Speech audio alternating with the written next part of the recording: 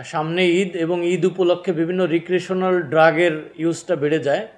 তো এরই পরিপ্রেক্ষিতে গোয়েন্দা তথ্যের ভিত্তিতে আমাদের অফিসার ইনচার্জ নবাবগঞ্জের নেতৃত্বে শাল্লা ইউনিয়নের রূপারচর নামক এলাকায় গতকাল একটি মাদক বিরোধী অভিযান পরিচালিত হয়। অভিযানকালে মামুন মিয়া এবং হজরত মিয়ার বাড়ি থেকে 880 লিটার চুলাই মদ এবং হজরত মিয়ার বাড়ি থেকে 640 লিটার চুলাই মদ সহ মদ তৈরির অন্যান্য উপকরণ জব্দ করা হয়। এই অভিযানকালে হৃদয় এবং রমিজ নামে দুইজনকে গ্রেপ্তার করা হয়। উল্লেখ্য, সর্বমোট 1640 লিটার চুলাই মদ জব্দ করা হয়, যার আনুমানিক বাজার মূল্য 15 লক্ষ টাকার কাছাকাছি।